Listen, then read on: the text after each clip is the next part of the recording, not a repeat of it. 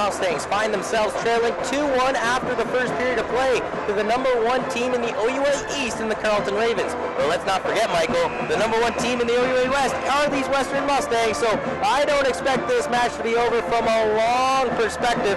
They still have plenty of hockey left. 40 minutes of play. Matt Morantz got it all started with his 6th goal of the season, but unfortunately for the Western Mustangs, Van Stralen would get his 5th, followed by West getting his 7th, and they find themselves trailing 2-1 after the first period. Yeah, it was a pretty even game though, not gonna lie. Out of the danger zone by the Ravens. Right back the other way. Breakaway opportunity here, one-on-one with Dodds, and he scores!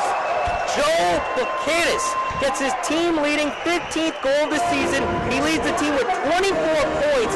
He goes far south behind Greg Dodds and gives his team a 2-goal lead less than a minute into the second period of play. Joe Buchanan with that goal, that would put him in the league-leading 15th goal of the year. Dodds, 18:08 remains here in the second period. Tyler Warren at ice level, Michael DiStefano, and yours truly, Johnny Urban, and what a goal. The third one of the game for the Ravens right there by Buchanan. Our boards, Paul Ridge backtracks to the blue line, high slot shot, rebounds there, Walrad save, another rebound put wide by G. Minamore. 9:20 remains. 20 seconds remains in the power play. Paul Ridge wants it. Toe saved by Patrick Colleen, thrown all the way down the ice by the Ravens. Blue line, the Mustangs come in onside though. Schwartz holds up on the far half board. Penalty over. Gaskin scores! He fixed the corner like the teacher sent him in class. Glove side on Patrick Colleen, and the Western Mustangs pull within 1 here with 8:58 remaining in the second stanza. As the seconds ticked off in the power play, I believe it's going to be counted as a 5-on-5 goal, but you could credit it to the power play. Blue line though, but Warad was moving in the wrong direction. He'll have to retreat to his own blue line and cross the ice to Colin McDonald. Colin McDonald tried to give it back, picked off by the Ravens, and trying to go towards the net with some authority was Ryan Van Stralen, who already scored his 5th goal of the season this afternoon. Zion to the blue line. Billingsley, long shot, and they score! Deja vu all over again. RMC scored a fluky goal last night. That is the definition of a fluky goal here this afternoon. The Mustangs are trailing by 2 goals once again here with 7:45 remaining in the second period from Thompson. Yeah, you see Greg Dodds just shaking his head and just putting up his shoulders, and nothing could do about that one. He had the same reaction last night. Exactly. He got hammered behind the net there, and he looks a little worse for wear, but he's going to stay in front of the net. The loose puck is there. It is still loose, and now there's a penalty coming up. The puck never crossed the line. 9 seconds remains in the second period, Mike.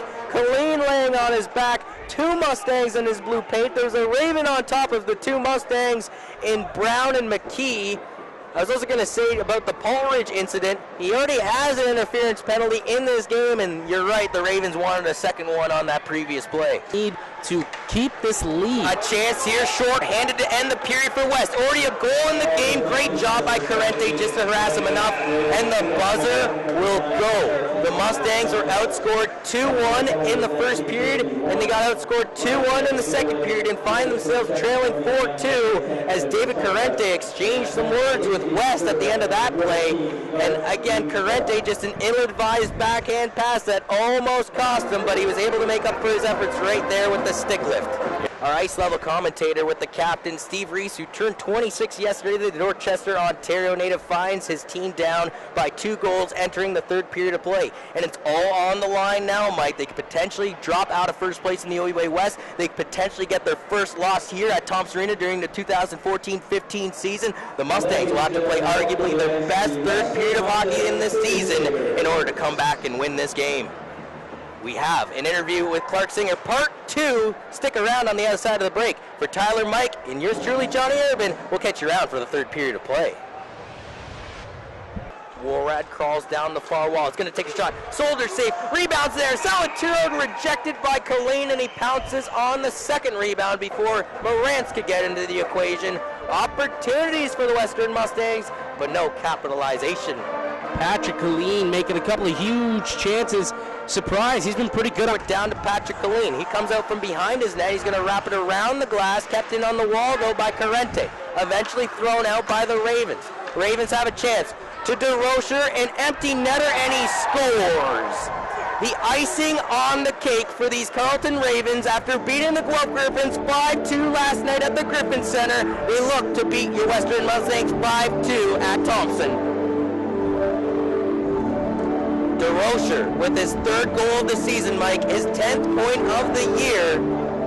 And again, maybe just what the doctor ordered to light a fire under his keister to get him point producing. Yeah, also with 30 seconds left in the game, down by 3. This one's all but over. So if the Windsor Lancers can pick up a victory though, Mike, they would catapult themselves into first place once again in the OUA West, and the Western Mustangs would find themselves back in 2nd place. For the Carleton Ravens, they have improved to 15-4-0, as now we're getting some tomfoolery after the final buzzer. Neither of these teams are getting involved with each other. Stevens tried to throw a punch at McDonald. DeCosta's got Beanstra by the collar, or Bannock, I apologize. Or Bannock's trying to get at him. Everybody's hogtied. There's Ouellette's getting in with Hulton. Yeah, John Urbanek, just his 2nd game, just really trying to make an impression. And Warad had some words for Lomas on the bench, then Bamford gave him a shove. So these two teams don't see each other too often. In fact, the last time these two teams played each other, Mike, was back in November 23rd of 2013. That's when the Mustangs actually lost the game 3-2 in the nation's capital. And finally, cooler heads have prevailed, and Ravens will celebrate around Patrick Colleen at their blue line. Play a great game. One thing that did play a major factor in this contest, looking at it from the front to the back, power play. Yes, the Carleton Ravens possess the 3rd-ranked penalty-killing unit in the OUA, but this Western Mustangs power play was simply on fire here at Thompson Arena coming into this afternoon for Rock the Rink. It's safe to say that the Carleton Ravens extinguished that flame.